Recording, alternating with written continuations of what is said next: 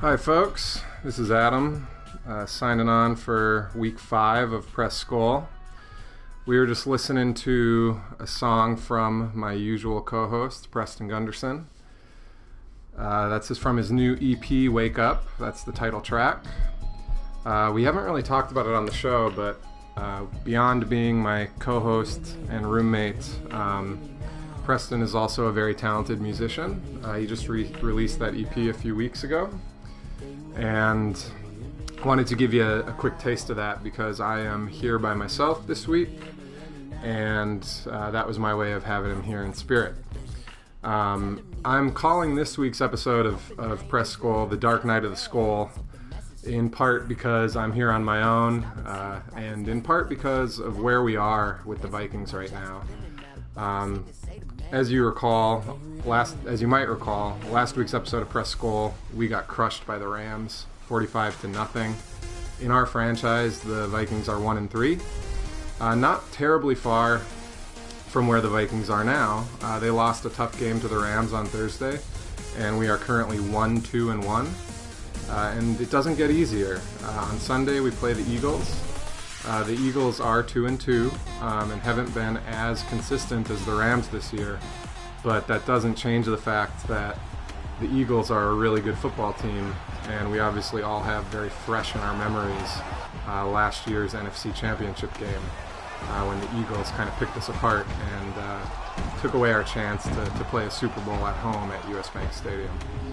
And so we got a lot to figure out. We've got a lot to figure out in Madden. We've got a lot to figure out with the real Vikings.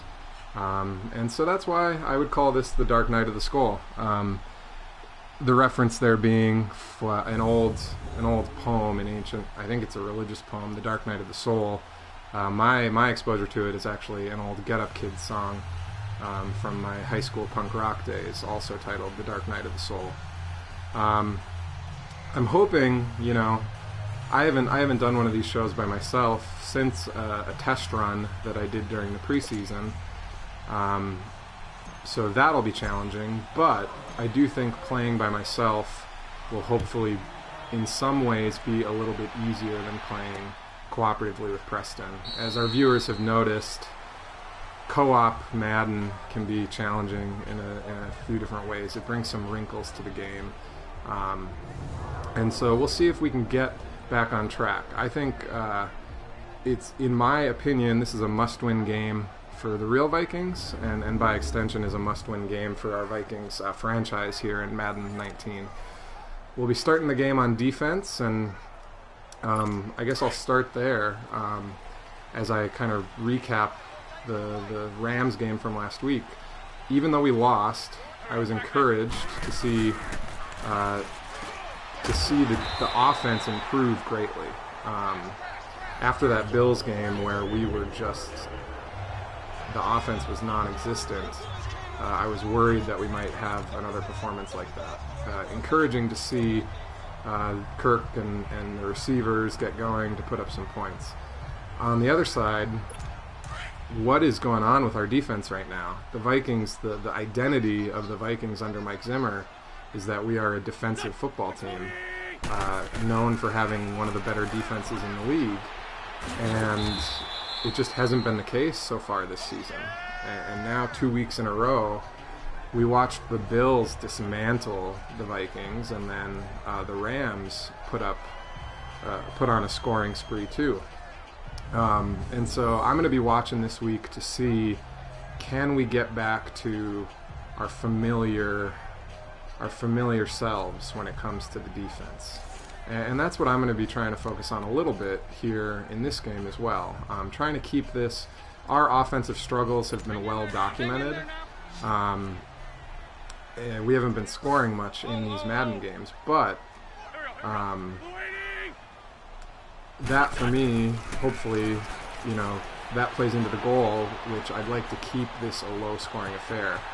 Wentz just has way too much room there, no contain. I was edge rushing there, and I pushed inside and kind of gave him a full field to work with. Regardless of that unfortunate blunder, I'm hoping to make this a defensive-oriented game. Can we keep the Eagles under control, keep this low scoring? For the last couple weeks, we've been setting goals. My goals for this game are simple. One is to not turn over the ball. And in fact, as an extension of that, I'd like us to have a positive in the plus-minus. We threw, I think, 6 interceptions last week. And so that just has to change, or this is going to be painful for everyone involved. And then I'd like to keep the Eagles under 20 points. That would be my other goal. And so hopefully we can keep those. We're seeing the Eagles roster here. So as we preview this game, as I said, the Eagles are a formidable test, just like the Rams. I think they're the highest rated team on Madden on release day. They were 91 overall. I think that's been notched down to 90. But getting a lot of respect as far as the Madden ratings go. And it's what you would expect for the defending Super Bowl champions.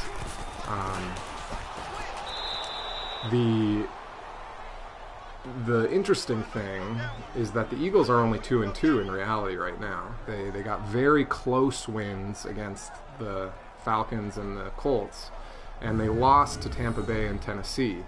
Not the most formidable competition, decent competition, but nothing too stout. And so, to me, that makes it feel like, not to say that they're overrated, but to say that there's a disconnect between the Madden rating and the result. Getting a 2-2 result out of a 90+ rated squad feels less than ideal. I'm bringing a zone blitz here on 3rd and 10, hoping that we can hold them.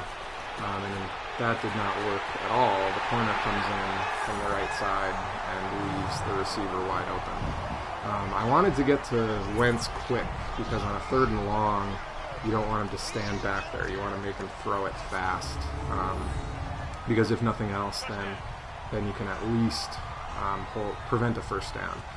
That was looking familiar in the sense that we just saw an Eagles wide receiver running by Anthony Barr.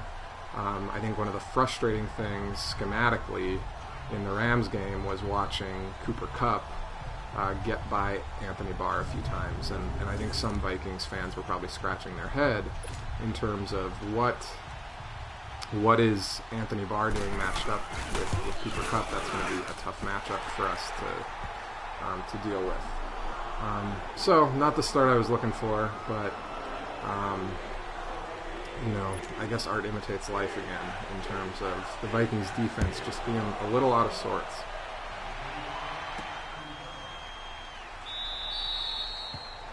As we take the ball on offense, let's start to talk about some of these matchups. The Vikings, I picked out three or four matchups, and ultimately I concluded that the matchups to watch are going to be very similar to the matchups that we were watching in the Rams game. And I'll talk about that in a moment. For now, I really want to focus in and try to be crisp on offense here.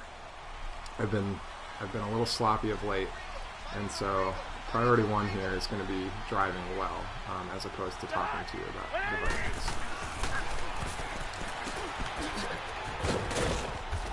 Okay, so that's a good 9-yard gain on first down to Thielen. Managed to eke out a couple yards after catch with a juke.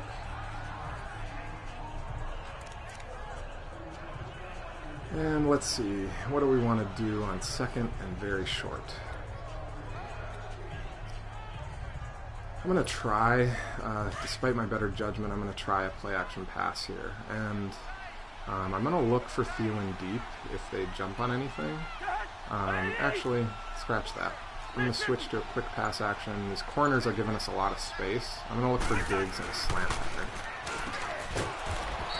And thankfully, he holds on to that. Thank you very much. That would have been frustrating to have a drop there. Catches it in traffic.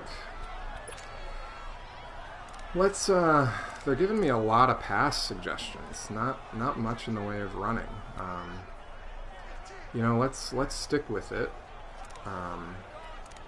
I'm gonna do what they suggest, and we're gonna try to use the pass game to set up the run game.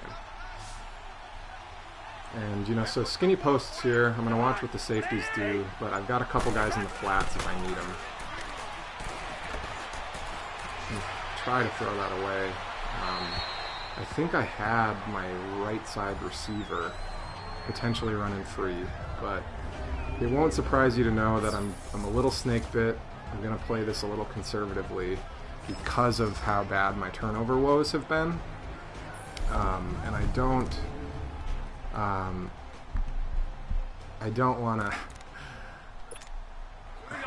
to start the game with a turnover here, and so that might deprive me of some opportunities, but I gotta, you know, be true to those goals.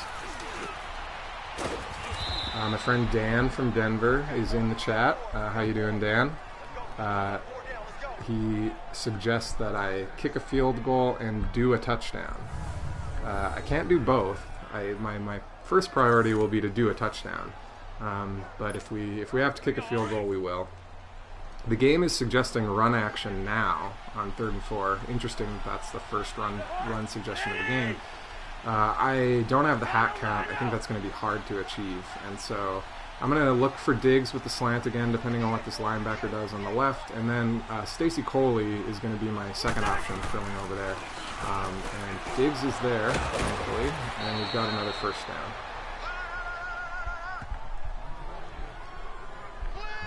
And so, as I was saying, I think the matchups to watch here to me are the same. Now, I will admit I think my personality is such that I'm inclined to always start with the trenches. I'm pretty old school in that regard, in terms of football being won and lost in the trenches.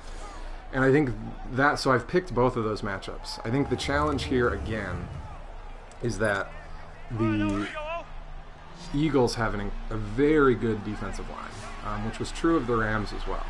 And our offensive line, given its struggles, I think they're going to be challenged again this week I had my tight end doing a delayed route to the left there. The rest of the action was all flowing to the right. That was sort of akin to the play that Preston and I like to run a lot. Unfortunately, I couldn't get it to that tight end because the defensive lineman knocked it down. We're seeing the Eagles roster here. As mentioned, the defensive line, Fletcher Cox, Brandon Graham, Michael Bennett, Chris Long, you keep going down, even Haloti Nada, Tim Jernigan. This is a defensive line that's got a lot of depth. That's something that the Vikings have been known for in the past, and you know, I think their depth, it matches and exceeds even our own. And so offensive line is going to have to show up big time.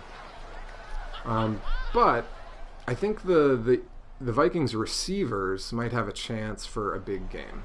We talked a lot last week about how good the Rams secondary is. That was part of our reasoning for all those picks we were throwing. A couple of them were pretty dynamic and pretty over the top. And I think, you know, hopefully this week the Eagles secondary shouldn't be as tough. And I broke my rule there. I got hit. I wanted a first down. I should have... How quickly I forget. How quickly I lose discipline. I wanted a first down, even though a gain of 2 or 3 probably would have gotten me into field goal range there.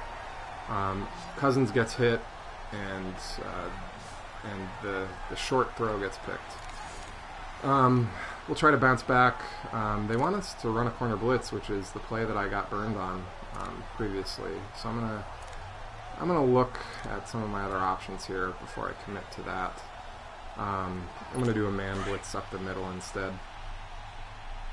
I hope the Vikings receivers can have a big day against some corners who aren't quite as good as those Rams corners. As far as the offense, the Vikings defense versus that Eagles offense, this is going to be Carson Wentz's 3rd game back after his injury-shortened season last year.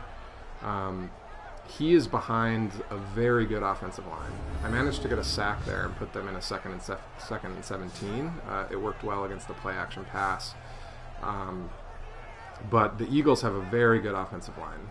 For context, for those of you who maybe aren't as familiar with Madden, 4 out of 5 of the Eagles offensive linemen have ratings that are 89 or higher. They have three guys in the 90s, one who's an 89, and then they have I think their worst offensive lineman is a 79 overall. You compare that to the Vikings, our best offensive lineman is a 75 overall.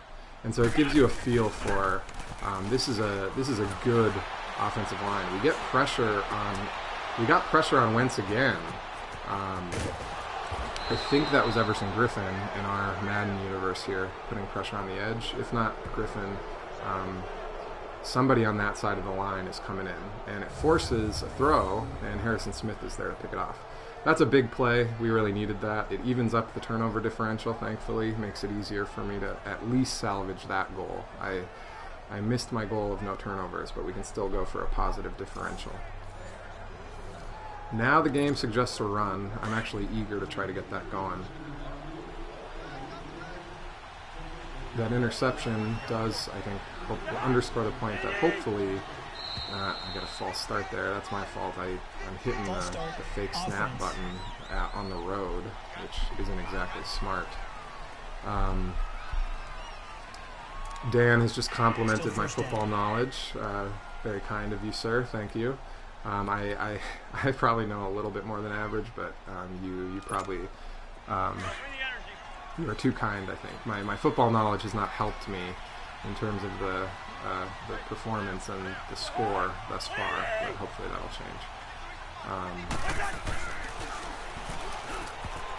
You see there an incredible play by the Eagles linebacker. That's the kind of stuff that really gets to me when you're trying to squeeze one into the flat and you've got a linebacker just making a super heroic dive to knock that down.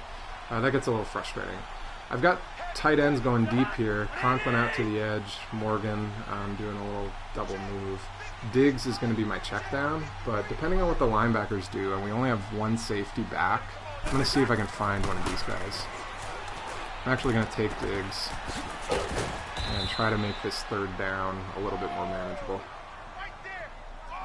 3rd and 10, in field goal range. I'm going to slow my roll conversationally again and just try to focus on the gameplay here, focus on making something happen. They just want me to run, it looks like they just want me to run a play-action shot. I'm worried about the time it'll take for that play-action to develop. I wouldn't be surprised if the Eagles blitz here on a 3rd and long, but if I can get Diggs or Treadwell over the middle, there's potential touchdown for a touchdown possibility here. And, oh, so close. And so it worked as it was drawn up. Good recommendation by Madden there. Here's our chance to punch in a touchdown. We're right on the goal line. And they continue to suggest a pass-first offense. I think I might have the hat count on the left, and so I'm just going to take, or on the right actually. I'm going to try, let's just try and see what we can do. And the Remmers can't hold his block. defensive. So as I noted, that really good defensive line sheds the block, and nothing doing there. So we'll continue to do more of what the game is suggesting. We're going to have a quick double slant pattern here on the left. David Morgan's going to sit down on the goal line over on the right, and so hopefully we can make it happen here. And there it is. Managed to tie it up, and managed to correct for that interception I threw last time, so that feels good. The quick passes have been working well. So I'm going to be kicking this ball back to the Eagles shortly. And as I was mentioning, I think the really interesting matchup is going to be how we do against a very good Eagles offensive line. I think as we talk about the defensive woes that the Vikings have been having, I think for me it's going to start with the pass rush. I worry about our depth in the secondary when you get beneath Xavier Rhodes and you look at some of the injury challenges that Trey Waynes has had this year. I think depth has been a major challenge in the secondary, guys like Holton Hill and Mackenzie Alexander. And so I think to help those guys out, it's got to start with pass rush. And so hopefully our defensive line, which has some really good athletes, even with Everson Griffin being out, Danielle Hunter, Linval Joseph, hopefully we can make something happen in that matchup. Interesting, the special teams coverage seemed a little soft there. He takes it out to the 30. The last matchup that I picked up on was, to me, is this Doug Peterson versus Mike Zimmer. Again, the coaching matchup. I called that out last week because the Rams coach, Sean McVay, is regarded as a very smart, very strategic young coach. I think Peterson also is regarded highly for some of the strategy and schemes that he runs. Good breakup there by Rhodes. We, as Viking fans, regard Mike Zimmer as being a pretty smart guy and for running a pretty tight ship. We have, in my lifetime, we've had Viking teams where that definitely was not true. It felt like things were not managed very well, and leadership was not a strength. And so I think, that with Zimmer, you might face some of the typical Vikings heartbreak, but he's going to keep it tight. This team is always going to compete. I think the last 2 weeks have been a real test of that perception we have of Zimmer. I think if Zimmer lets another one get away from him, we might have to question.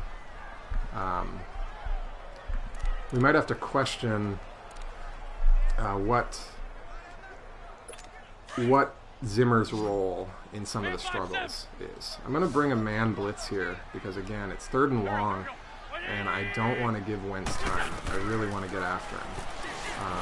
The blitz is just not there quick enough. The linebacker takes a beat or two to get going, and so we're vulnerable over the middle to the tight end. That's a first down, but we'll hope to bend but not break here. Dan asked when I'll be in Denver next. My older sister lives in Denver, so I consider it a bit of a second or third home. I'm hoping to make a trip in November. Denver's a great city, and I'm hoping that come sometime in November I'll be able to make it out for a weekend. We're still trying to figure out what our family's plans are for Thanksgiving, and so always a possibility that we might do Thanksgiving in Denver. But hopefully it won't be long. 1st and 10, I'm bringing a zone blitz on the left. Linval gets back there, and we're able to stop him for a loss. That's what I like to see. That's the defensive line stepping up, like I hope they will on Sunday. It's clear that, going back to that coaching battle, to me it's clear that Zimmer was out-coached in that NFC Championship game. And so I think if I'm Mike Zimmer, we saw Sean McVay we out-coached Sean McVay last year, and I think we saw on Thursday he was able to get kind of a bit of a revenge or a retribution there, come out on top this time. I'm hoping the inverse will be true with the Vikings and the Eagles. Peterson outcoached us last year, and I'm hoping that Zimmer will be motivated to really scheme well, put together a good game plan, and that we can get the better of Peterson and the Eagles this time. I think the Vikings team and the Vikings fan base should hopefully be really motivated. That NFC Championship loss stung so much, and so I think motivation should definitely be higher this week. We should be pumped up, ready to go, and hopefully we can get a little revenge and get the win. The defense holds out there, managed to force a punt. The punter gets it inside the 20, but 18-yard line, that's acceptable starting field position. I would confess at this juncture that I actually don't think I'll be able to watch the Viking game on Sunday. It'll probably be the first time this year that I'm not able to watch. I'll be in Cleveland for a friend's wedding. But given where the Viking season is right now, part of me thinks it'll be best for my mental health that I'm not able to watch the game. I had some room there on the edge, but again, just a wonderful defensive play. Guys in the backfield, shoestring tackle, that hurts. That's Michael Bennett, formerly of the Seattle Seahawks, really great defensive lineman. 2nd and 11, not where I'd like to be. Let's see. They're suggesting all run plays on 2nd and long. Interesting to me. I'm going to try to get some of this yardage back with a quick pass. I understand that the Eagles might be scheming for this, but I'm not. I don't want to put myself in a situation where I'm in a 3rd and long.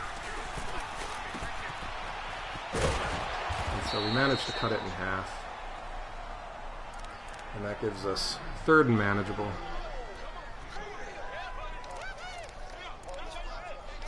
I always find it interesting with these suggestions to ponder, is the wisdom of the game suggestions, the strategy suggestions, is that the stronger wisdom? Or is the stronger wisdom with the community suggestions? I'm inclined to think that the community would have the right of it. I hope they give it to me there. Oh, they don't. 4th and inches. I am inclined to go for it here because it is early in the game. We are backed up pretty far.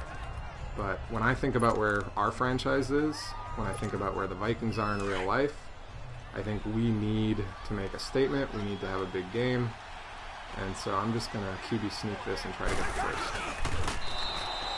And it's pretty, I feel like it's pretty, even in Madden in reality, I feel like it's pretty hard to not get inches on a 3rd and inches or a 4th and inches. So I don't get bit for that. As I was saying, I'm inclined to think that the wisdom of the community is probably stronger than the wisdom of the game, in the sense that as people are playing, as players all around the world are playing throughout the season, they figure out which plays work, and that wisdom of the crowd only gets stronger as the season goes on, is what I'm inclined to think. I managed to get my first positive run of the game, a good 4 yards there. I'll take that every time. As we've been dealing with some of these frustrating tackles for losses, I think if you give me four solid yards on a run, as they say, 3 yards in a cloud of dust, if you do that 3 times, then you've got a first down. I'm going to run a trap play up the middle here. My left guard is going to pull to the right, and I'm going to try to take this up the middle. He gets there in time, and I think we've probably got another 3 yards there. I don't mind operating in 3rd and 4, 3rd and 3, 3rd and 4 situations. I'll take that just about every time. I'm going to run this double post. Diggs over the middle is going to be my first choice, but I've got Thielen and Coley if I decide to play this aggressively. It looks like Coley might be matched up with a linebacker, which should be an interesting matchup. But I'm going to take Diggs, and we're going to get another first down, hopefully. Forward progress should be there. And he's got it. Diggs is having a nice game. He's been having a nice season in reality. And so, despite our challenges, in terms of the record, the team's record, I think Diggs and Thielen have been as advertised. Those guys have both been great. Dalvin's getting a little bit going here. He keeps those legs churning and gets me 8 yards there, maybe 7. So that's what I like to see. We got a 2nd and short, and it's given me a lot of play action opportunities. I like that call, and so I'm going to go with this post shot, 3 receivers on the left. I think this is the play that got us down to the goal line, and so I'm hoping, I can get Diggs there again, and the pass rush is just too strong. The matchups in the secondary looked alright, but Chris Long gets to me. 3rd and 10. This is not where I like to be. I think, if you broke down the analytics, you broke down the tape, this is where I get into trouble. When I'm in 3rd and longs, this is when I tend to throw interceptions. I'm going to force myself to play this conservatively, and to force myself to not turn it over in my own territory. I'm actually going to dial up my first screen pass of the game here, because the screen pass has some I can't even get it off. Usually, if you can get that ball into the hands of the running back, it's not asking a lot to get 10 yards. You can usually peel off a good gain if the blockers are there. So we're at a bit of a stalemate here. They punt, I will punt, and we'll keep on fighting.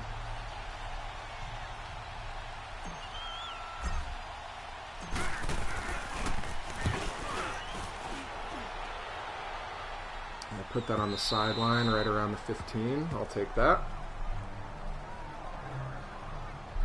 I've maybe talked about this on the show before. I'm actually kind of a huge nerd for punting. I think watching a really good punt, either a coffin corner or a good backspin, stranding a team at inside the 5 or inside even the 2 or 3 yard line, I think that's a beautiful thing to watch. I think that I almost get as excited about that as I get about watching a big run or a big turnover or a long pass connection. And so on Madden, I actually do really enjoy punting. I've been lately appreciating more toying with the high punt and the backspin, and not always going for the coffin corner, but actually trying to work the bounce. I feel like in the real NFL, you don't see the coffin corner a lot. You see more of the backspin and more of the let's try to put it in the middle of the field, but bounce it before the goal line. We've hit the 2-minute warning. It's this point. Usually it's this point in the show every week, but I like to talk through some matchup memories. This week, obviously, the most fresh and profound memory is going to be last year's NFC Championship game, which we mentioned. I'm going to take this opportunity to actually open up the wound a little bit. I know we're probably reticent to relive that time from last year, but that's what I'm going to do. I was living in Boston this time last year, and so I actually didn't get to watch the playoff run from Minnesota. I didn't get to go to that Minnesota Miracle game. I did run around my apartment in Boston like a crazy person after it happened, but I was watching all that happen from far away, and my dad, as I've mentioned in the past, is a Viking season ticket holder. He's been a Viking season ticket holder for about 36 years, I think.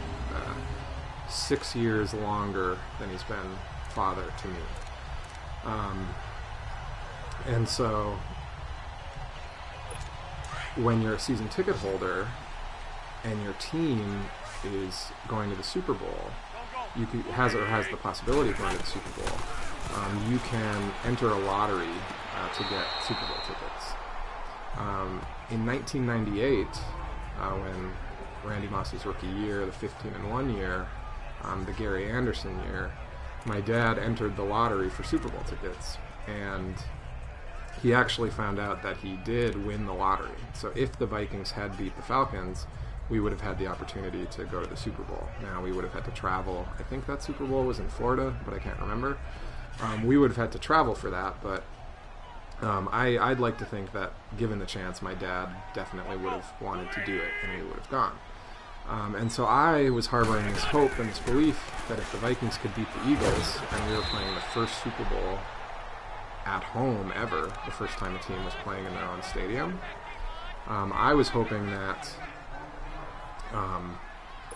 we would win that lottery again, and we would have the opportunity to watch the Vikings play a Super Bowl at US Bank Stadium. And I was ready to pay whatever the cost to book a flight from Boston to Minneapolis. I knew they would be really expensive because of the Super Bowl, but I was ready to. That was a price I was ready to pay to go to the Super Bowl. And as we all know, it wasn't meant to be. But I was pretty heartbroken for a while, as I know most Viking fans probably were. But I was ready to come home to Minnesota and have that experience. And you know, I had a classmate.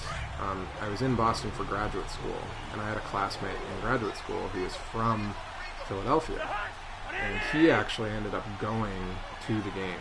So he was the one flying to Minneapolis, and he got to watch his team win the Super Bowl.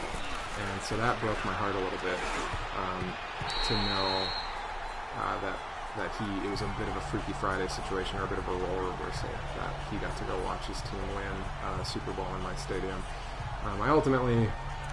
I didn't have hard feelings for that. I as a good Minnesotan, I talked to him before his trip, told him good places to go, told him I was excited for him. I talked to him afterwards, wanted to know how his experience was, and so I wanted to be a good ambassador for Minneapolis and for Minnesota. But it was still challenging. The Eagles have had our number of late. So they've got a 2-game winning streak on us. The previous game, prior to that NFC Championship game, you might remember, was in 2016. That was Sam Bradford's first season with the Vikings. I'm gonna pause on this story on an important 3rd and 2. I'm gonna look for Conklin at the first down marker. He holds on to it. I'm gonna burn my first time out.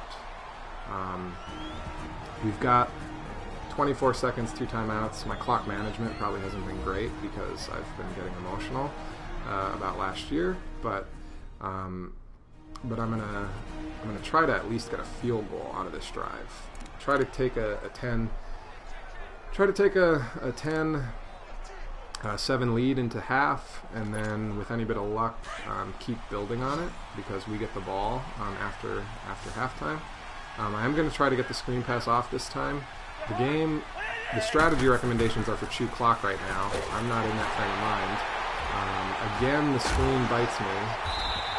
Kirk is trying to throw it, and they consider it a fumble. I just haven't even had the time to get screen passes out of his hand. And so there, I guess the strategy of chew clock would have served me better, given how far back I was.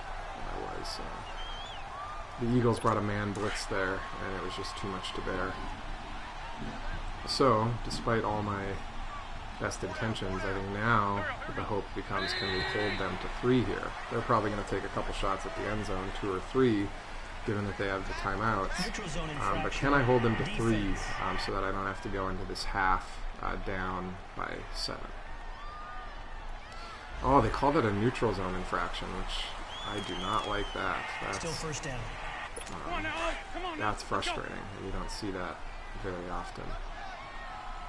I imagine they're probably, given the benefit of the timeouts, I feel like on first down here they might run. And they do.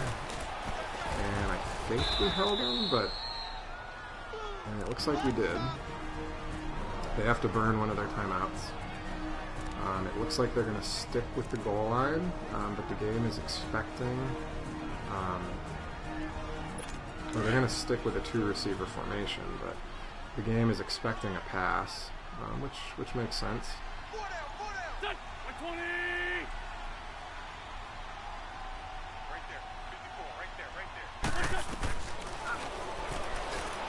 Get after him. They managed to get the sack. They burn their second timeout.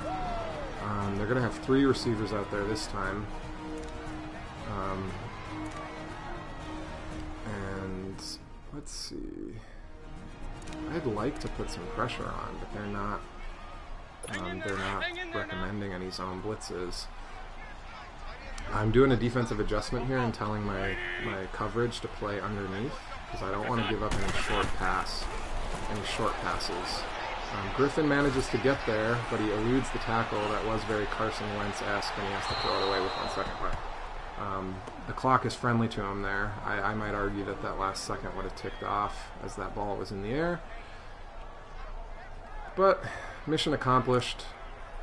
We managed to hold him to a field goal, which is a very thin silver lining, a Pyrrhic victory after that fumble by Kirk. But count the little victories, I guess. We'll head into halftime. I'll get back to that other matchup memory I was talking about. 2016, Sam Bradford's first year. We were as you might recall, the Vikings were 5-0. The Eagles were 3-2. That was Carson Wentz's rookie season. The Eagles actually finished that year 7-9, so nothing terribly imposing. But as Viking fans will recall, we started 5-0 and we did not make the playoffs. We went 3-8 down the stretch, ended that season with an 8-8 record. And the Eagles beat us pretty solidly in that first loss of the season, and I think things just kind of unraveled from there. We lost to the Bears and the Lions, 2 big divisional losses after that, and so that was tough. The third matchup memory I called out was a little bit farther back. It was January of 2009. We played the Eagles for Wild Card Weekend in the Metrodome. And we actually ended up losing that game. Adrian Peterson played well, but Tavares Jackson was the quarterback at that juncture, and he was playing against Donovan McNabb, who would go on to become a Viking quarterback a few years later. But Tavares threw a pick 6 to Asante Samuel in that game, and by all accounts just didn't play a super strong game. And so that was a playoff loss against the Eagles. So just another example, I think, of how this team has gotten the better of us recently. And so hopefully we can turn that around and change that starting on Sunday. The offense has been better, I mean by my baseline and by my previous experience. We do have the 2 turnovers, which insult to injury on those goals that I set. But, we've been, outside of the turnovers, we've been moving the ball pretty well. And so we're going to try to keep that going. And I'll maybe stop yapping so much in the interest of offensive efficiency. A good completion there to, I believe that's Conklin. So Rudolph left this game with a groin injury in the first quarter, and he's not able to come back. And so we're getting an extended look at Conklin, the rookie, as well as David Morgan. Guys who aren't as flashy as Kyle Rudolph, but who can make things happen. Pretty decent tight ends. Conklin, limited sample size so far, but hopefully he'll have a nice career. I'm going to be looking for Morgan over the middle here, or Diggs if there's an opening. I'm going to go to Morgan, lots of space there underneath, and move the chains.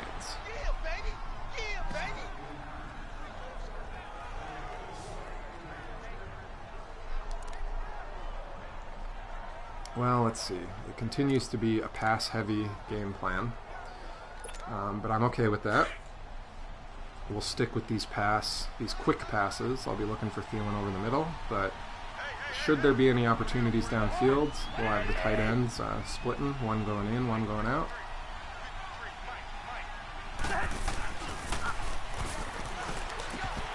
And I force it there. I'm getting a little too reliant on those drag patterns, a little too reliant on those underneaths.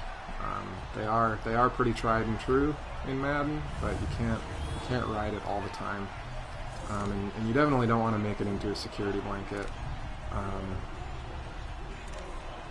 That prevents you from being able to do other things. We're going to try to run out of the shotgun, I think. That's my hope. Usually running out of the shotgun's a little more doable. I'm going to see if I can cut this to the left where I have the half count. And they're just not going to go for it. But I think I got a face mask penalty there. That's what it looked like. Personal foul. And so that'll move the chains. In a sense, that will be my biggest running play of the day. And so I will take it. Automatic first down. Puts us at midfield.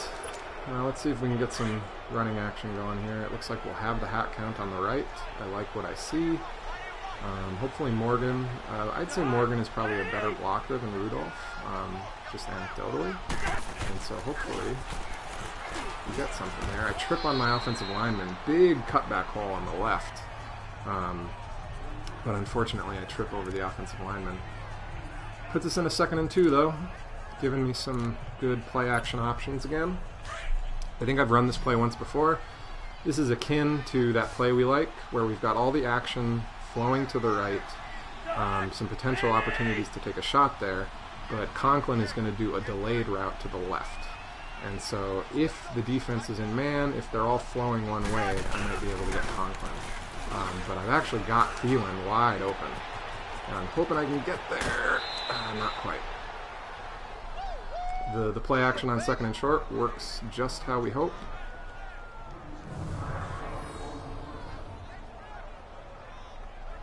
Nice play by Thielen.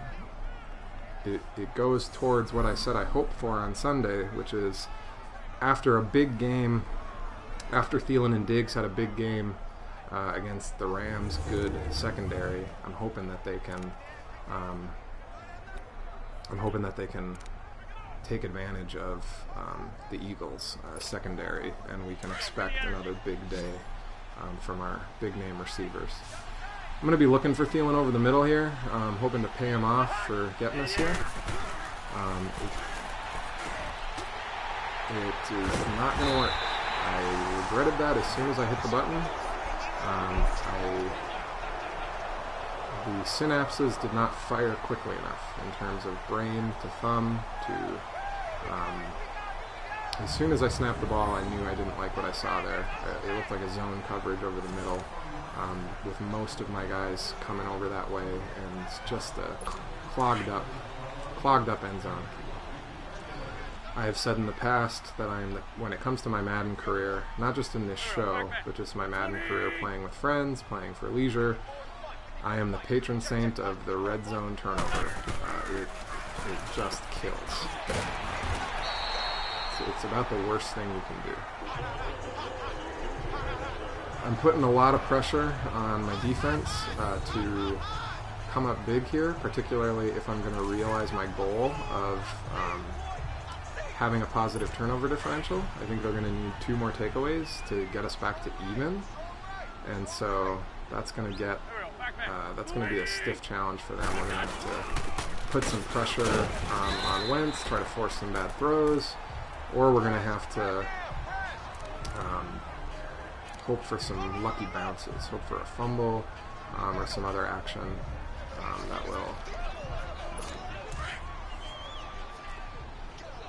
will go our way. I won't be surprised if they do a play action here. I'm actually going to audible to his zone coverage, just because I wouldn't be surprised if they take a shot.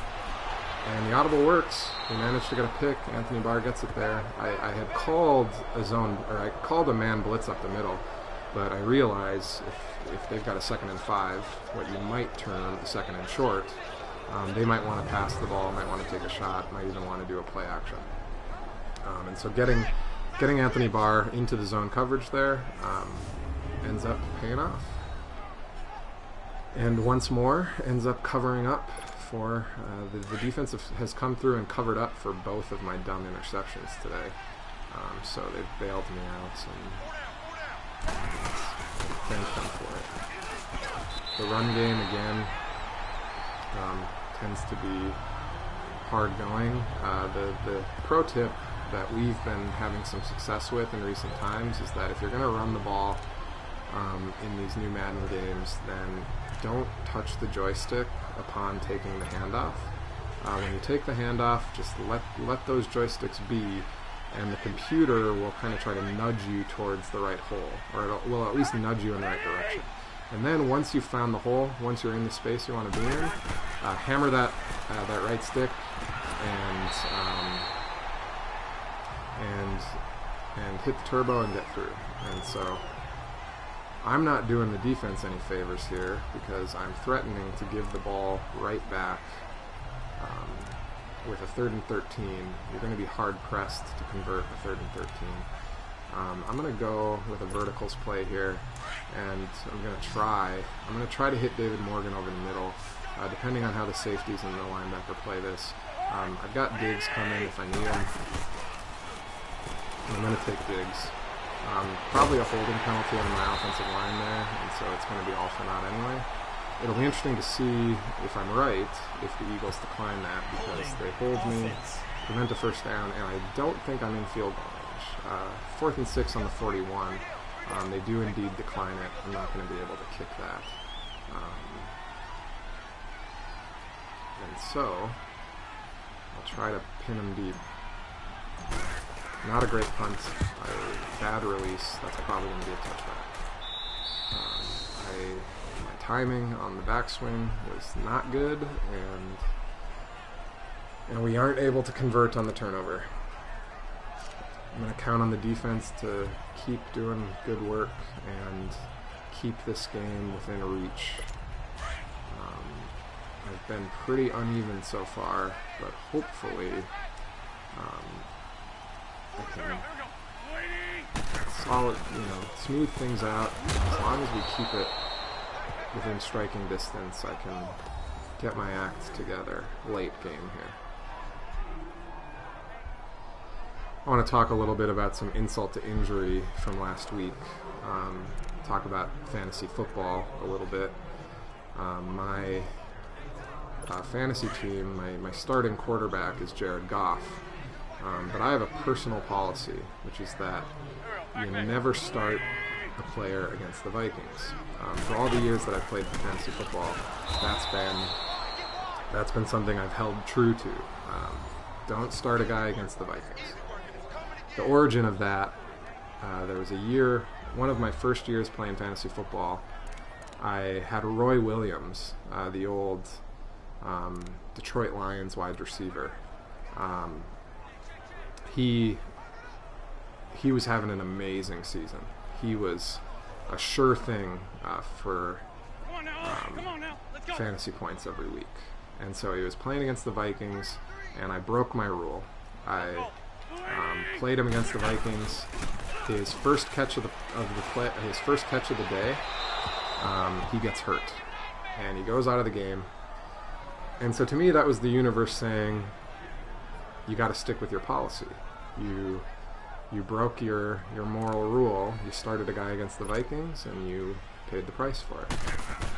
And so I've followed that rule ever since. We saw there on a 3rd and long, Carson Wentz overthrew a guy. He had a guy open, but he overthrew him. And we're going to turn that into a good starting field position. But Marcus Sherrills is on the ground, which isn't good to see. Two things on that last defensive play. Uncharacteristic, I feel like, to see Wentz overthrow a guy that badly. Two, I thought Everson Griffin was being held on the edge. So part of me thought we should have got a holding penalty there. But works out all the same. And so here we go. I'm going to try to, as I've said, I've moved the ball well. I'm going to try to not get snake bit here when I get close. That's what usually happens. I get snake bit and do stupid things the closer I get. Had Diggs coming over the middle there, but it took a little too long to develop. And Michael Bennett, he's having a nice game here in this Madden matchup. And you'll recall, I think he broke up. He stopped a Dalvin run earlier and had a tackle for loss, and he gets the sack there. Looked like man coverage. Thielen had a step, and he helps me cut that distance down to 7 yards. But anyway, I'll resume my story about fantasy football here after this third down. I want to focus in here and try to convert this first. Let's see what we can find. I like this flanker drive play. I've got Thielen coming over the middle. That has been there more often than not. But if it's not, we've got Diggs going deep, and we've got Morgan a little higher up over the middle as well. I had Thielen eventually, but he had to break pretty far across the middle, and by the time I recognized that he had some space, I had moved to the right. I had shuffled to the right, which made it a lot harder to make that play. So the offense is struggling a bit at the moment. That's a better punt, hopefully. Oh, he touches it. Oh, that would have been one of those lucky bounces I talked about. Sproles, who's usually a pretty prolific special teams player, pretty prolific returner, bobbles it off the helmet, off the hands, and whoever it was who dove for that, it looks like it was Mike Hughes. He just doesn't get a hand on it. He whiffs. Getting a turnover there at the 5-yard line, that would have been one of those lucky bounces I talked about that I really could have used. It unfortunately doesn't go our way, but we pin them within the 10, and so let's hope we can make something happen. They've got 3 receivers on the field. It's given me a lot of base defenses, which isn't great. I don't want to run a corner blitz in a 4-3 against a 3 wide receiver set. That sounds like asking for trouble. I'm going to count on my front 4 to try to get some pressure on him. Hunter makes a big play there. I got into the backfield with Griffin, but wasn't able to get to him. 2nd and 7 at the 10. So anyway, I was saying Jared Goff is my starting quarterback in fantasy. He's been a pretty good quarterback, but I refused to start him on Thursday night. As we all know, he had a huge game. I think with our league scoring the way it is, he had 45 points, which is incredibly high. Teams usually, in any given week are lucky if they got 100 points. 120, 130 would be really high. And so if you get 45 points from one player, if you get 45 from your quarterback, you're going to be in pretty good shape. But he was on my bench. I started my backup quarterback, Russell Wilson, and I think Russell, had 7 or 8 fantasy points.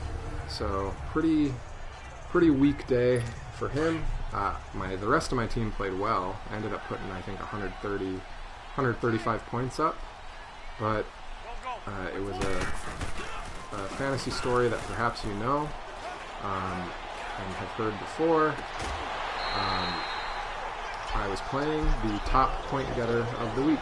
He had like 153 points. And so even though I think I was the 3rd highest point getter of the week, I lost because the matchup was not good.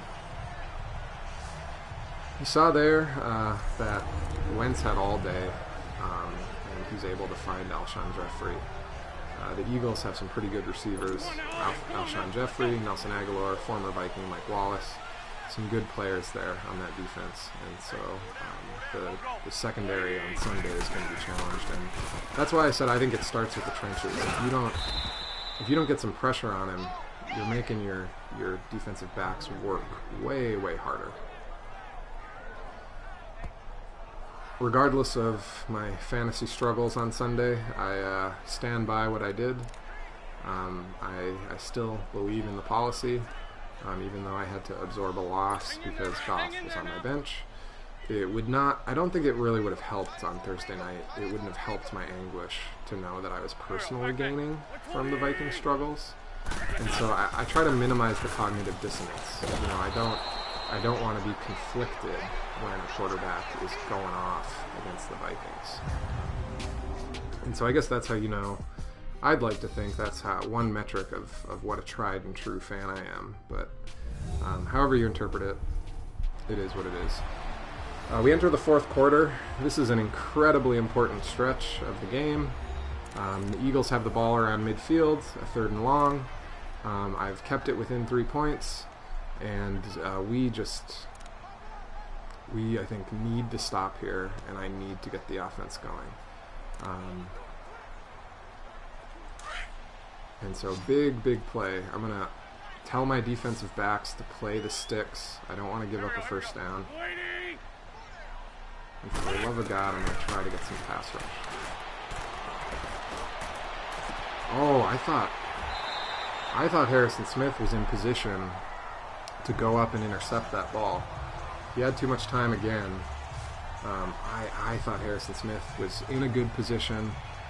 We know he's a ball hawk, and so I thought he was going to go up for that. But it looks like Wentz put enough lift on it that he just wasn't able to get into position in time.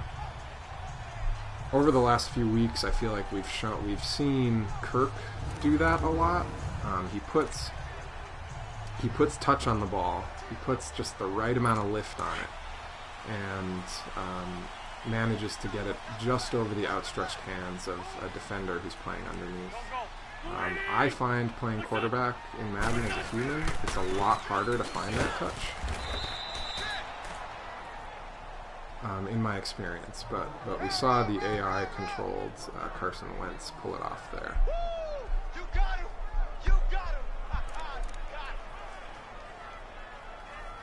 Well, they've got one receiver on the field. It seems like at this point they want to establish the run if they can. I'm going to bring a zone blitz on the left side and see if we can't put him in a 3rd and long again and hope that we can hold strong this time.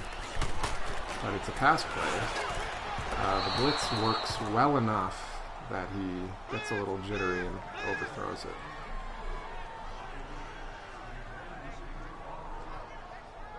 All right, 3rd and 9.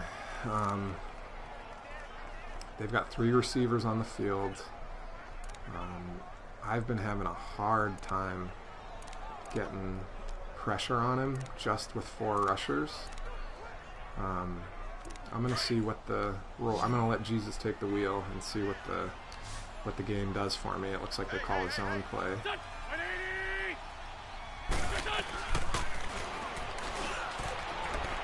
Make a play. Make a play. Oh.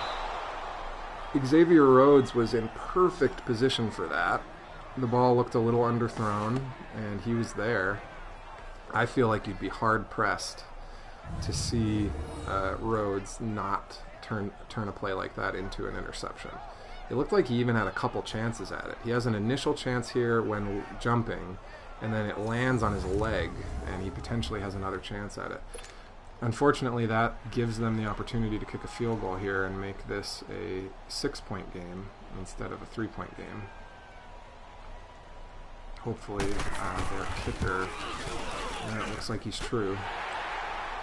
That puts the pressure on me to convert a touchdown. So I've got to make it happen here. 7 minutes left in the game. I've got to go do my job here. I've got to do Kirk Cousins right. Kirk, I think, has been what we hoped. He's been pretty darn solid. You look at how Sam Bradford, Case Keenum, you look at how our other former quarterbacks have fared. I think Viking fans, for all of our team struggles, are probably feeling pretty grateful that Kirk is our quarterback. Outside of some poorly timed overthrows in the Blitz game, in the Bills game, and some fumbles, but I attribute that as much to the offensive line. His pocket has been fragile. outside of those miscues, I think he's been very good. And so I'm going to try to make this true to life here and try to make Kirk Cousins look good instead of making him look bad. We've got one safety over the top. Cornerback's playing back. I'm going to look for David Morgan depending on how these middle linebackers play it. Treadwell will be my alternative. Bad throw by Kirk. That's not on me, folks. I do not touch the joystick there. That's just a normal throw. That's just me trying to throw the ball now. You could argue that I could have pushed left on the joystick to try to lead my receiver a little bit, but Morgan's open here and has room on the left side of the field, and Cousins throws it behind him. You see it here. He throws it behind where Morgan's standing at that point instead of leading him, and Jenkins picks it. I don't even think the pressure there was all that strong, and so I'm a little frustrated by that because I think I made the right read. On that play, but Cousins, just as I finished extolling his virtues, has a bad throw there, misplaced behind the receiver, right where the defenders were. The defenders weren't in a good position to make the play; they were behind him. Harrison Smith bails me out. Madden giveth, Madden taketh away. I was saying that's just one of those things where I feel a little bit Madden cursed right now, but I guess the game felt my pain or heard my complaining and decided to get one back for me. I don't know, maybe some of that is mental too, in the sense that our franchise Kirk Cousins has, I don't know, probably double-digit interceptions right now. And so in some ways it would make sense that our version of Kirk Cousins would be a little bit shook and wouldn't be as solid as the real life Kirk. He's here in a week 5 situation where he's coming off some bad games, and so I get that. Maybe that's some progressive. That's some of the Madden. The players get better and worse over the course of a franchise season, and so that I might have been a victim of that partially. But be that as it may, let's do better here. I get it to my check down, Dalvin Cook, and try to make this a manageable 3rd and 5.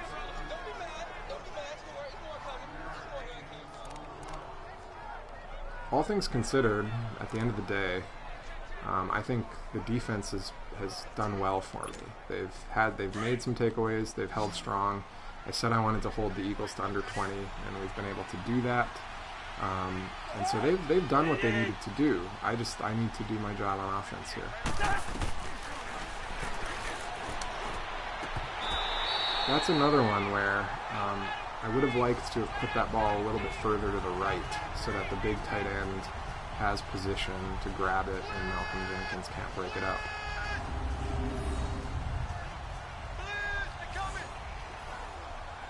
I was concerned that was really my only option to keep things moving.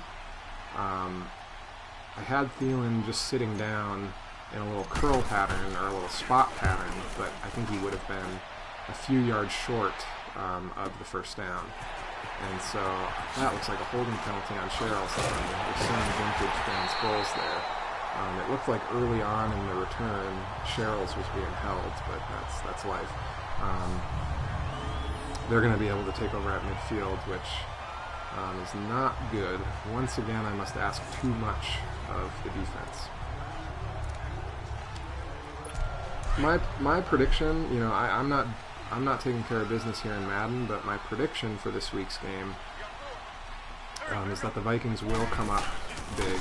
They'll do what they need to do. Like I said, the emotions and you see Wentz being vintage Wentz there, and that is just a heartbreaker in many ways. You've got 2 defensive linemen ready to make the tackle. 2 defensive linemen right there who've got a deep sack. He's dead to rights. That's a probably 15-yard loss. You see him chuck just a prayer of a throw deep across the field, opposite side of the field. And Rhodes, again, that was one where Rhodes was in position. I actually think he was in a better position than Harrison Smith was on an earlier play that I mentioned.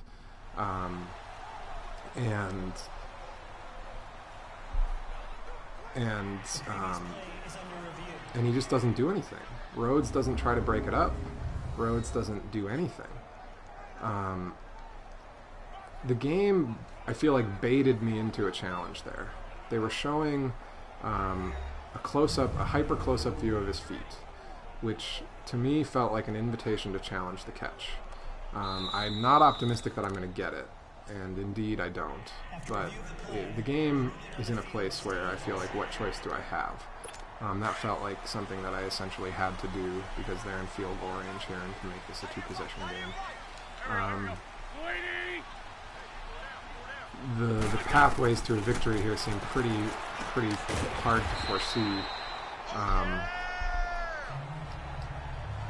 As I was saying, I'm not taking care of business, but I expect the real Vikings to take care of business this week. I think it's a must-win. I think with the NFC Championship game in our memories, I think they're going to step up big.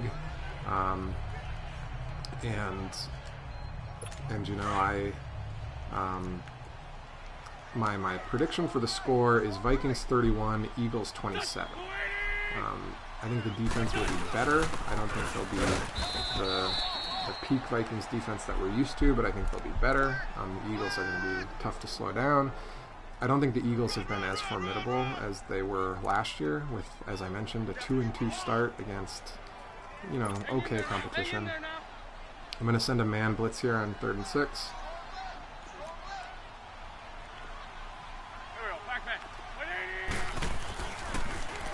And the pressure's just not there. But Jeffrey drops the ball. It looks like Mike Hughes gets there late and breaks it up. And so, good play by the rookie. We're going to hold him to a field goal here, and that's going to make this a two-possession game. Now, there are 5 minutes left, and so there is a chance, but I'm going to have to march twice. Given the offensive challenges, I've had 2 touchdown drives. I feel like it will be hard to come by, but we'll do the best we can.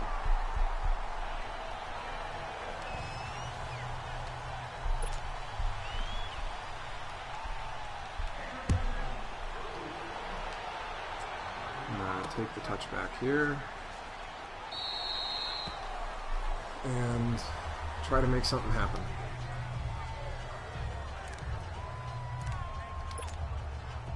We're going to have to move quickly. I'd like to have at least 2.5 minutes on the clock. You know, this touchdown has to come before the 2-minute warning. That much is for sure. I'm going to hot route Diggs to a fly, just to do a streak, because his man is playing him bump and run.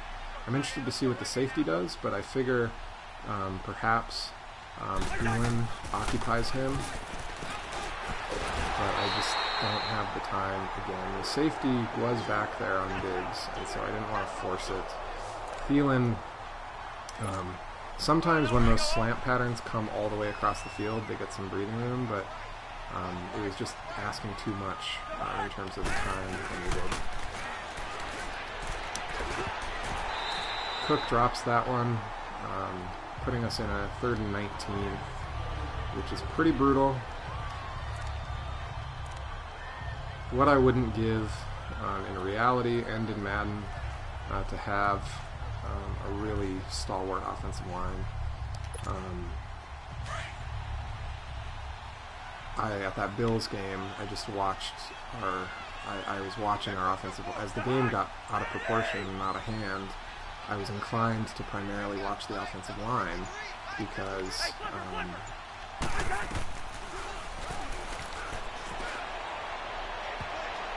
I took a shot to Conklin there because he had for a moment he had one-on-one coverage with a linebacker. He's known as a receiving tight end, and so I thought maybe he could make a play there. The game's probably going to recommend a punt here, I would guess, because it thinks there's enough time left. No, it's not. The safety got over there. The ball was in the air long enough that the safety got over there. It just did not work. So we've got the good old 4 verticals play. I'm actually going to just have Dalvin go run that way too, because why the hell not? And we'll see if we can make something happen. Diggs has been my tried and true, and so I'm going to go for him again, but it's underthrown. It's just not. Kirk doesn't have the arm strength there, and Diggs has one-on-one coverage on the edge. Had a step on him, half a step at least, but the ball just doesn't get there. I don't want to rationalize my performance today in any way. I had lots of opportunities, particularly turning it over at the 4-yard line after that big Thielen catch. That was pretty heartbreaking. I had lots of great opportunities. A double A-gap blitz there kind of bites me. We over-pursued as Sproles takes it across the offensive line there. I had lots of opportunities. This game was pretty much in reach for the better part of it. I didn't follow my maxims in terms of not turning over the ball, and I just didn't convert in the red zone, and I didn't convert when I needed to. And so that's all that it comes down to. A little heartbreaking, a little tough that I didn't have a couple bounces. The Xavier Rhodes dropped interception. The not being able to convert that bobbled punt. A couple wacky plays. The bad Kirk Cousins throw behind David Morgan. Just a couple moments that are deeply frustrating.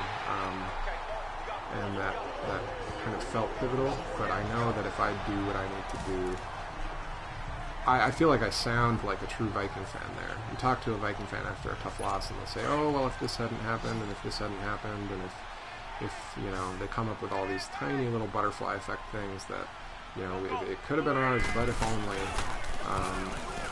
So I feel like I sound like a good old Viking fan in that way, but at the end of the day, those little tough bounces don't matter if I'm able to take care of the ball and if I'm able to score touchdowns.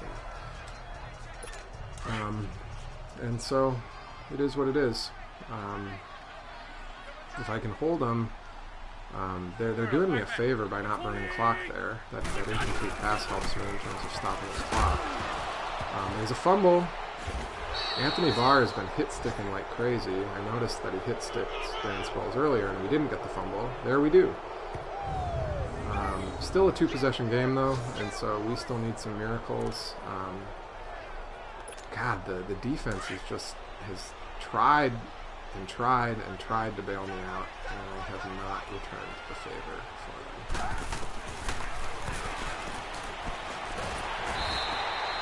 I was trying to get the Thielen there.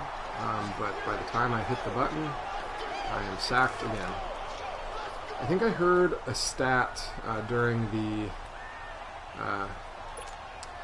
Rams broadcast that Kirk Cousins going into that game, going into Week 4, had been pressured 21 more times than the second most pressured quarterback.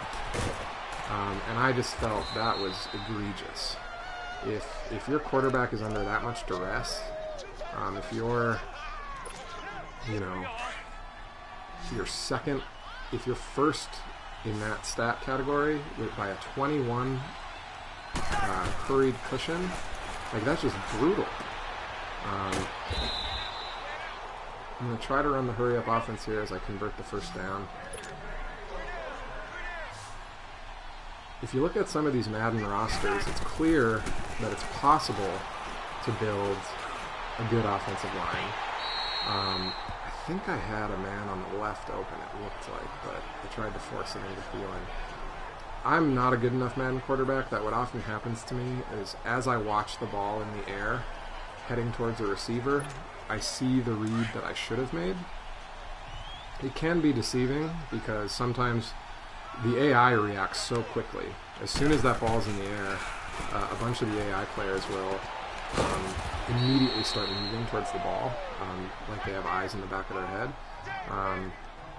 And so they want me to run an HB mid-draw before the 2-minute warning. I'm going to run a stick pattern and try to get Diggs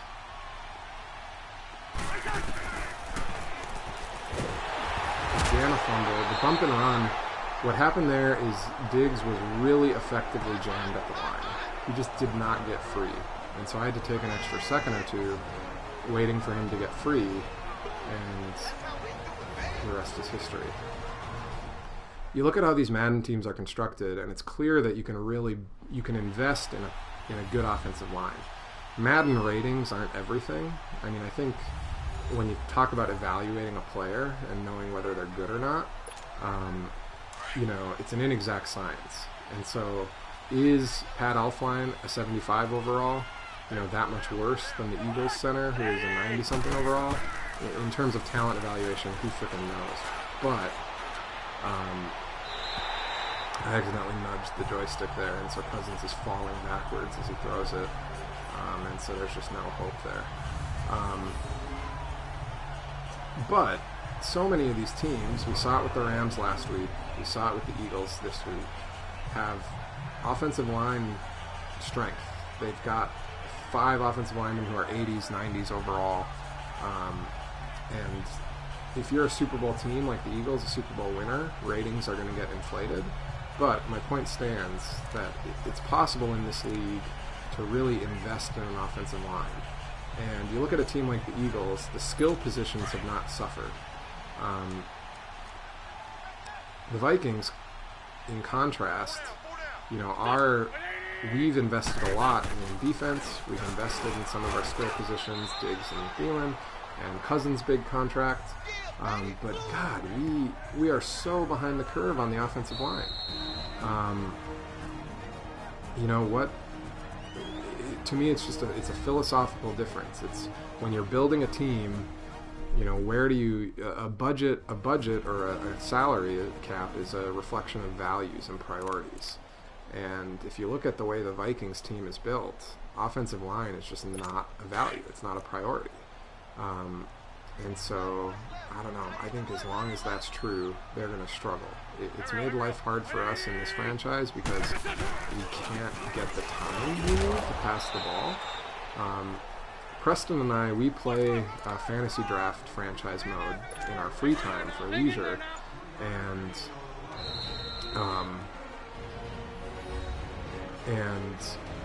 we always draft offensive line early. When we're doing that, when we're doing the fantasy draft, we're usually using early picks on offensive linemen. And anecdotally, I can tell you that when he and I play together in our franchise, we have a much easier time running the ball. We get more protection. We have more time to throw the ball. It just feels better. And so that, not to rationalize my poor play, because it's been, oh wow. Does Sheldon Richardson have the wheels? Does not look like it. That was a weird bounce. Tipped by a couple guys after the receiver catches the slant. It's jarred loose. It bounces around a bit. Sheldon Richardson gets an interception. It looked like that came off of the receiver, or the tight end's foot. So that's something that we have seen in a few Viking games in reality. Usually it happens against the Vikings. So kind of nice to see it from the other side virtually.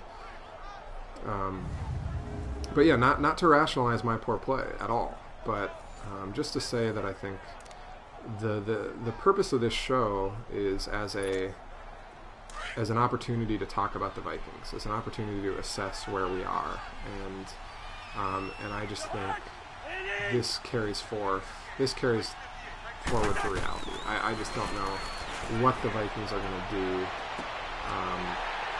with the offensive line that they have. I don't know how you make a playoff run against teams like the Rams and the Eagles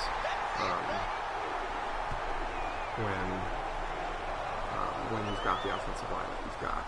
And so we'll see. I throw another pick there. That's the desperation pick. I had Thielen and Diggs both going deep, and so I figured let's just run it. Let's just run them down the field and get after it. Toss it up in the air, Hail Mary-esque. So that'll bring the Madden franchise to a 1-4 record. That's a tough hole to dig out of. As we look forward, I do think In terms of the Madden competition, it should hopefully get a little easier. We've got the Arizona Cardinals next week at home. We won't have to be playing these teams like the Rams and the Eagles that are some of the higher rated teams on the game and who have incredible players at the skills positions and who make pretty big plays. And so hopefully sunnier times ahead. It was indeed the dark night of the Skol. It continues to be the dark night of the Skol. But I've been here before in my Madden career. I've been through some brutal moments. I've been here as a Viking fan. We talked about it a little bit on this show. I think as far as Madden play goes, I think Preston is probably the stronger quarterback of the two of us. And so I'm eager to have him back in future weeks. I think he would have, I'd like to imagine he would have converted some touchdowns for us. And it is what it is. I don't know, Dan, if you're still with us. We've got one viewer live right now, and I'm guessing that's Dan or someone else. But I want to thank everybody for watching. I would be remiss if I didn't mention in this show that regardless of the loss, Philadelphia still has the butt of many jokes in recent times. Their hockey mascot, Gritty. Who knows what the people of Philadelphia were thinking when they, or the hockey team in particular, when they introduced that bizarre mascot. I had hoped during the course of the show to make more jokes about how ridiculous Gritty is, but didn't have time for that. This is my typical way of winding down the broadcast as I navigate through the PlayStation's menus to sign off. But anyway, thank you all for joining us. Here's hoping the Vikings win on Sunday, and Skol.